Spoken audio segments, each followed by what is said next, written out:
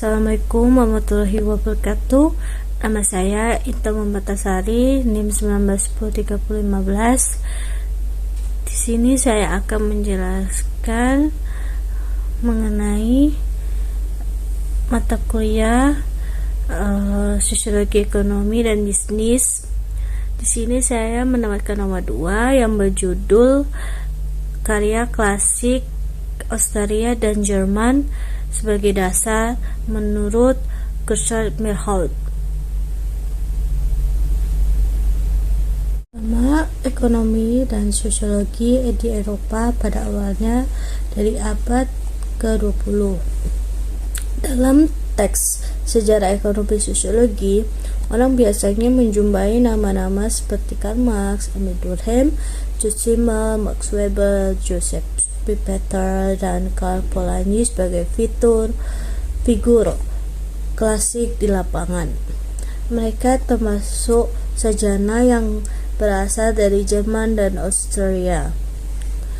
Pemikiran ekonomi awal seperti ekonomi klasik Adam Smith, John Stuart Mill, dan Jean Baptiste Say yang dominan pada abad ke-19 di Universitas Jerman yang menaruh perhatian pada aspek sosial, meskipun dalam bentuk yang berbeda. Saat itu, ekonomi berusaha untuk mengembangkan ekonomi murni tanpa beban sosial, politik, atau sejarah yang ada menyebutkan bidang sosiologi ekonomi. Ekonomi Inggris menurut William Stanley Jessop menyatakan perlunya pembangunan membuka disiplin seperti itu sebagai cadang baru dari sosiologi. Mr. Spencer yang seharusnya berfungsi sebagai ilmu tambahan untuk ekonomi dalam suatu kelompok gerbang bidang ilmu ekonomi. Di Prancis, sosiologi Durkheim mempunyai pengakuan tertentu sebagai bidang khusus ilmu ekonomi, dan baik Spencer maupun Durkheim telah memperhatikan masalah ekonomi di dalamnya sebagai sistem sosiologis mereka. Jadi itu akan terjadi tampaknya lebih tepat daripada Spencer atau Durkheim harus disebut sebagai bapak pendiri sosiologi ekonomi. Untuk Prancis, bagaimanapun saat ini ada tradisi besar sosiologi ekonomi, atau lebih tepatnya sosiologi ekonomi. Pemikiran sosial di Jerman dan Austria berlangsung dalam kerangka Volkswirtschaftslehre yang berdasarkan sejarah atau dalam kerangka pemahaman Marxis atau sosialis tentang evolusi hubungan produksi. Ada banyak orang lain di Jerman dan Austria yang berkontribusi pada pandangan sosial ekonomi. Di antara mereka ada beberapa yang menaruh perhatian untuk mempromosikan pandangan sosiologis ekonomi, tetapi hampir tidak dikenal di kalangan sosiologi internasional atau sosiologi ekonomi pada khususnya. Untuk mencari alasan mengapa Weber, Schumpeter, dan Polanyi menjadi klasik ekonomi, kita akan secara singkat melihat karya mereka, gagasan mereka tentang ekonomi dan hubungannya dengan masyarakat, menunjukkan apa yang sangat penting dari perspektif sosiologi ekonomi. Kedua, Weber, Schumpeter, Polanyi tentang ekonomi dan masyarakat. Max Weber, Joseph Schumpeter, dan Karl Polanyi, semua dari Eropa Tengah. Mereka semua berbagai latar belakang sejarah ekonomi yang sangat menyadari Marx dan pemikiran sosialis lainnya, dan dididik di teori ekonomi Austria. Pengaruh-pengaruh ini yang membentuk pemikiran mereka tentang ekonomi dan hubungan dengan masyarakat tanpa perlu bekerja dari dalam disiplin ilmu sosiologi yang mandiri. Pandangan Weber tentang ekonomi dekat dengan itu dari pendekatan sekolah Austria yang bertepatan dengan orientasi individualisnya mengenai konsepsi sosial dan ekonomi tindakan sebagai subjektif yang bermakna. Weber tidak bertujuan untuk memberikan kontribusi terhadap pembangunan teori ekonomi. Sebaliknya, dia melihat budaya, makna tindakan, institusi, dan ekonomi teori berkaitan erat dengan rasa nasionalisasi proses kebudayaan Barat.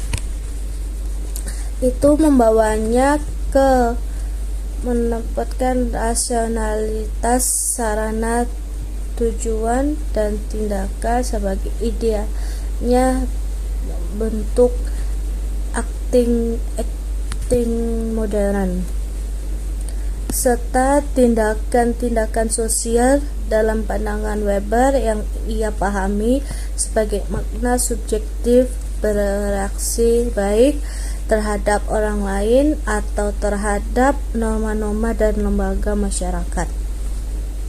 Mengambil konsep kapitalisme dari Marx, Weber menganalisis perkembangan sejarah, praktik, dan organisasi bisnis ekonomi dari bentuk-bentuk awal hingga munculnya kapitalisme industri modern.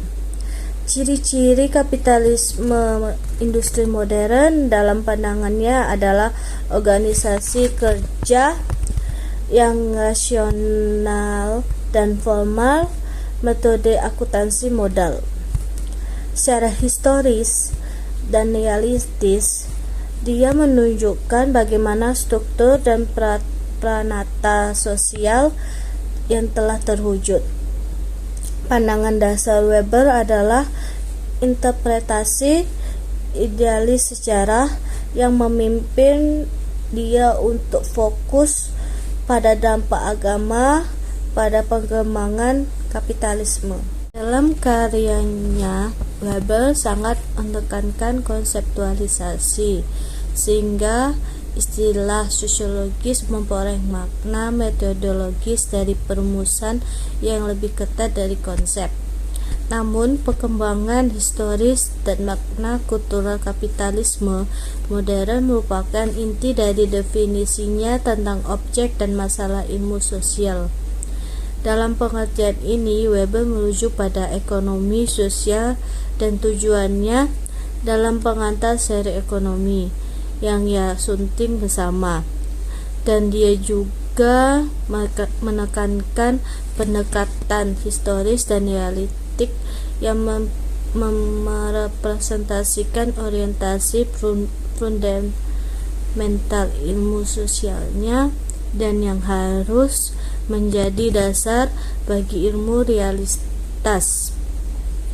Orientasi terhadap ilmu budaya yang mendasari karyanya telah menginspirasi banyak orang untuk mempelajari makna budaya kapitalisme, nilai-nilai dan gagasan tertentu yang menjadi ciri budaya modern. Tarkot Parsons telah membawa karya Weber menjadi perhatian para ilmuwan sosial Amerika sejak tahun 1930-an, dalam bukunya tentang konsepsi Weber tentang organisasi sosial dan ekonomi, yang ia menyajikannya sebagai sosiologi ekonomi. Karya Weber menekankan pendekatan tindakan individualnya dan konsepsi kapitalisme industri modern sebagai bentuk organisasi sosial dan nasional. B. Joseph Schumpeter.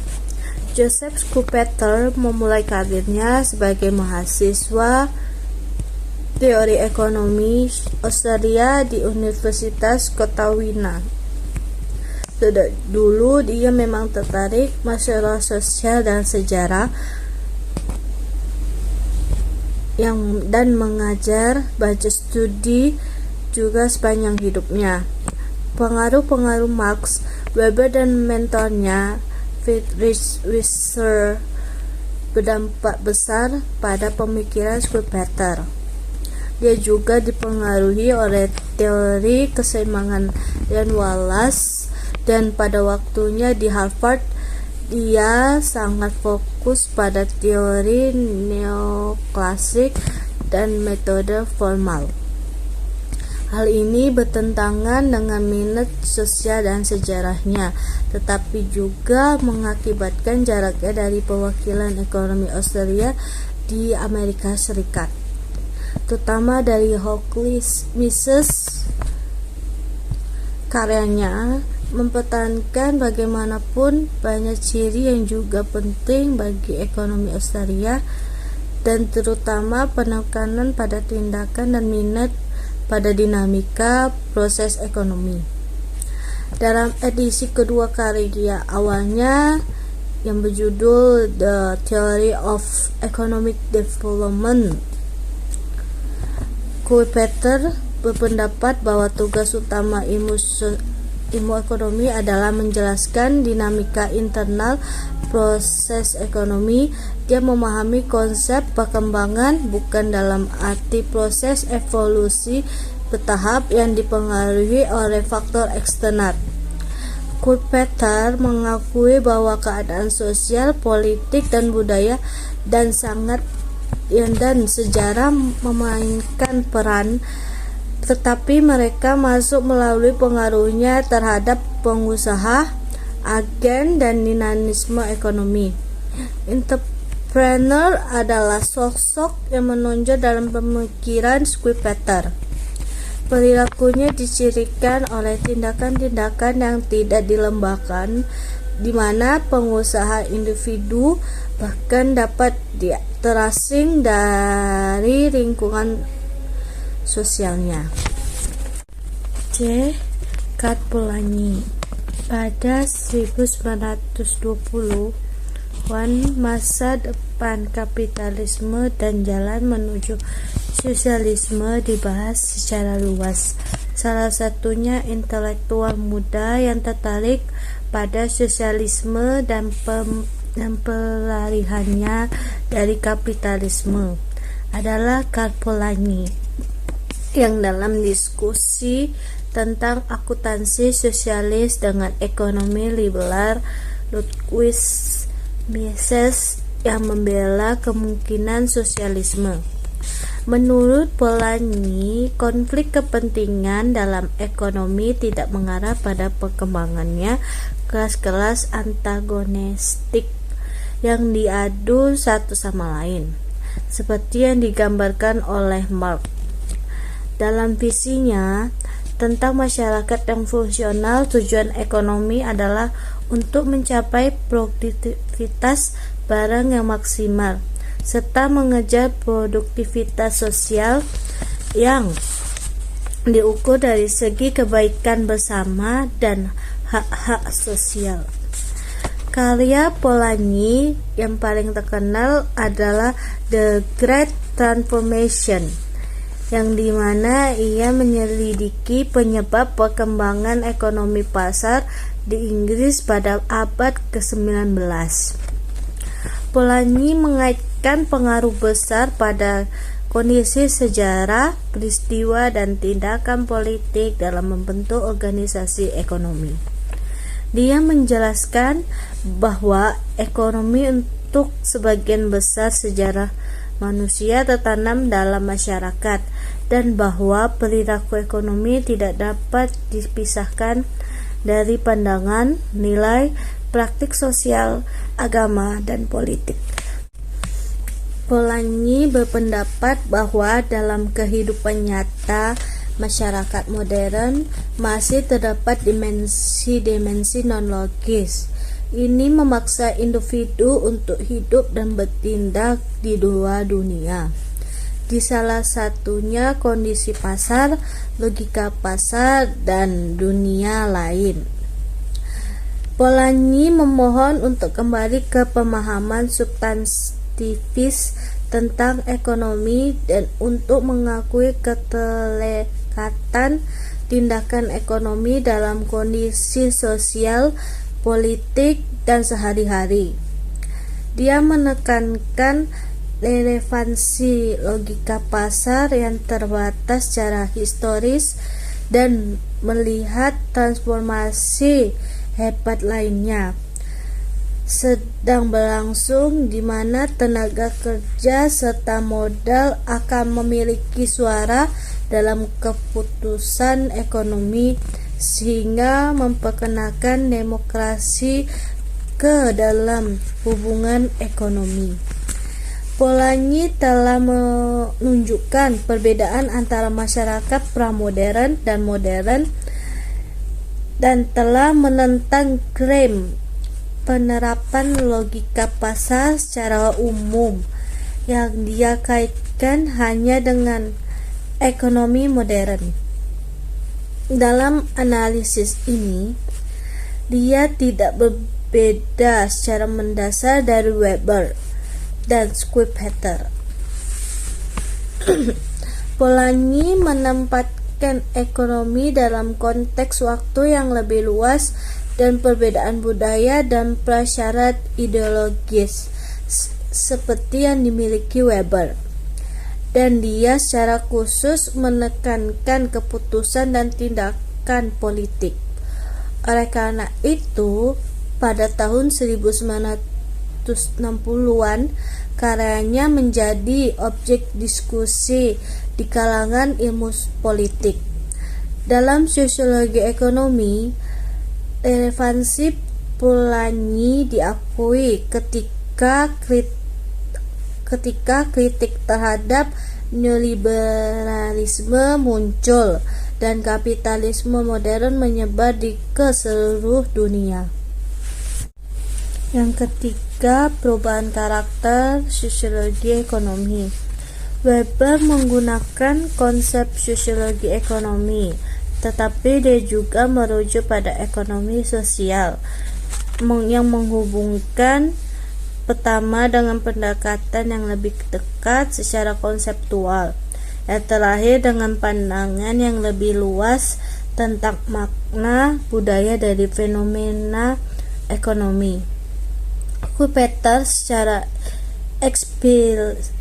eksplisit menyebut sosiologi ekonomi dalam bukunya yang berjudul History of Economic Analysis sebagai salah satu disiplin ilmu konseptual dalam kelompok ilmu ekonomi. Polanyi beralih ke studi sejarah dan antropologi ekonomi, tetapi tidak secara tegas mengarah pada sosiologi ekonomi. Ketiganya dan masih banyak lagi dalam periode yang sama memadukan unsur ekonomi dan sosial berdasarkan pemahaman ekonomi yang mencakup unsur budaya, sosial, dan sejarah. Tema utama Weber, Schumpeter, dan Polanyi telah menjadi perkembangan itu konsekuensi dan masa depan kapitalisme atau sistem pasar masing-masing, dan perhatian ini memiliki berlama-lama dalam diskusi di Eropa.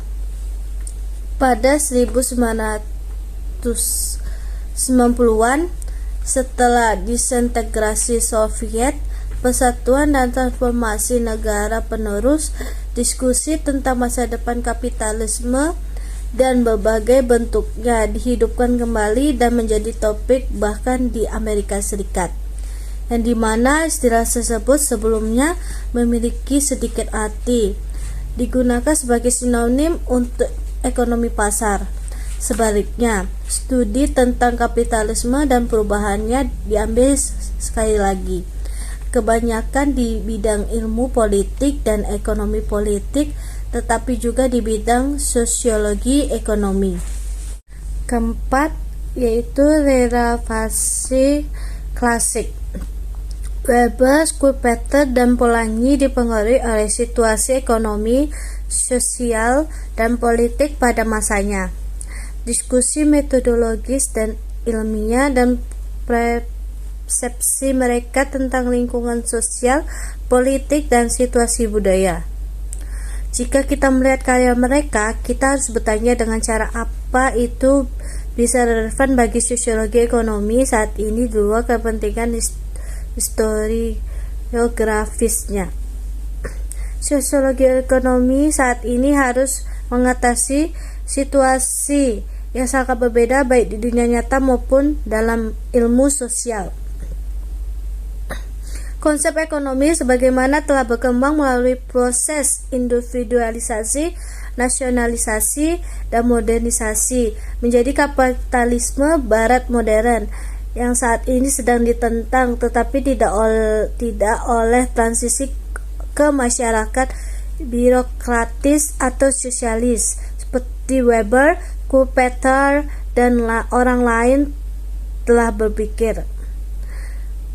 Yang menjadi fokus ilmu-ilmu sosial saat ini adalah proses-proses seperti transformasi ekonomi sosialis menjadi ekonomi pasar di Eropa Tengah dan Timur hanya dalam beberapa dekade, atau proses transisi di banyak bagian dunia, mengubah bentuk-bentuk perilaku ekonomi tradisional agar sesuai dengan sistem kapitalis global, serta tendensi nasionalisme dan proteksionalisme, kondisi yang mendasari, membentuk, dan mengubah ekonomi dulu dan sekarang sangat berbeda. Tetapi dalam kedua kasus tersebut terdapat proses yang mendalam, berlipat ganda, dan seringkali kontradiktif atau ambivalen untuk dipertimbangkan. Global produksi, perdagangan, dan komunikasi telah mengubah beberapa prasyarat organisasi ekonomi. Ini telah menyebar praktik dan institusi kapitalisme modern dalam skala dunia. Mereka seringkali efek yang mengganggu para praktik ekonomi tradisional dan bentuk kehidupan, terkadang mengarah pada konflik di mana elemen sosial, ekonomi, politik, dan budaya ideologis berbaur. Ekspansi global bentuk-bentuk ekonomi dan masyarakat barat telah menimbulkan tanggapan dan yang menekankan perbedaan kondisi kelembagaan, sosial, dan politik dan budaya, tetapi juga menimbulkan kritik dan antagonisme terhadap kapitalisme barat. Cara kerja barat dalam berurusan satu sama lain dalam pengorganisasian telah dikritik, dan juga seluruh konsep pemikiran ilmiah termasuk ilmu-ilmu sosial ditentang. Sosiologi tidak dapat menangani semua masalah itu, tetapi ia juga tidak dapat puas dengan hanya berfokus pada profesionalismenya. Pada metode penelitian dan publikasi yang dibakukan pada jaringan untuk keberhasilan institusi akademik, ini selalu menempatkan lebih banyak fokus pada konsep, teori, dan metodologi penelitian sebagai tujuan akhir itu sendiri, dan menyebabkan hilangnya pandangan terhadap realitas. Dalam pandangan Weber, konsep dan teori adalah instrumen atau pedoman untuk mendekati realitas mereka, bukanlah tujuan dari diri mereka sendiri. Ini juga berlaku untuk Schumpeter, terlepas dari karya teoretisnya yang lebih formal. Tuntunan Polanyi untuk kembali ke cara berpikir dan berbicara tentang ekonomi yang substantivitas mencerminkan sikap realistis ini. Pendekatan historis dan realistis terhadap masyarakat dan ekonomi mengarah pada pandangan luas yang tidak berhenti pada batas-batas disiplin ilmu, di mana klasik memberikan contoh yang baik. Weber diklaim cukup banyak disiplin ilmu, mulai dari sejarah hukum, sejarah ekonomi, ilmu politik, ilmu agama, dan sosiologi. Karya Schumpeter menyentuh berbagai bidang mulai dari sejarah, ekonomi, psikologi, sosial hingga sosiologi. Polanyi memadukan isu politik, tema sosial, sejarah ekonomi, dan antropologi ekonomi. Ketika kita beralih ke klasik untuk panduan, kita tidak dapat menemukannya di objek yang dituju atau masalah yang diangkat, melainkan dalam kesadaran sejarah mereka, perspektif realistis mereka, dan berbagai kepentingan mereka yang memungkinkan pendekatan transdisipliner secara implisit, serta dalam pengakuan mereka atas ambivalensi realitas. Dengan cara ini, pendekatan mereka dapat memungkinkan kita untuk melihat bagaimana dunia kita dan persepsinya telah berubah dan sedang berubah, dan bagaimana kita dapat lebih dekat untuk memahami beberapa contoh realitas dunia kita sendiri. Mengatasi hubungan antara aspek ekonomi dan sosial dan realitas di bawah sosiologi ekonomi berarti tidak begitu banyak menerapkan konsep, teori, dan metodologis, tetapi mengambil sikap sosial terhadap ekonomi. Ini berarti mengingat bahwa tujuan akhir dari ilmu pengetahuan adalah untuk melayani kehidupan manusia, yaitu kelangsungan hidup dan kesejahteraan umat manusia, atau lebih baik semua orang di bumi ini, dan jika mungkin bekerja sama dengan mereka. Untuk tujuan ini, sosiologi ekonomi sebagai bagian dari ilmu sosial global yang berkembang harus dilakukan dan harus memungkinkan penemuan ide-ide yang dapat berkontribusi untuk memecahkan masalah zaman kita dengan mempertimbangkan sejarah dan masa depan. Sekian presentasi dari saya. Apabila ada kesalahan dari kata-kata saya mohon maaf.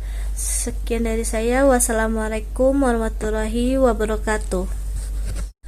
Ada banyak orang lain di Jerman dan Australia yang berkontribusi pada pandangan sosial ekonomi. Di antara mereka ada beberapa yang menaruh perhatian untuk mempromosikan pandangan sosiologis ekonomi, tetapi hampir tidak dikenal di kalangan sosiologi internasional atau sosiologi ekonomi pada khususnya. Untuk mencari alasan mengapa Weber, Schumpeter, dan Polanyi menjadi klasik ekonomi, kita akan secara singkat melihat karya mereka, gagasan mereka tentang ekonomi dan hubungannya dengan masyarakat, menunjukkan apa yang sangat penting dari perspektif perspektif sosiologi ekonomi.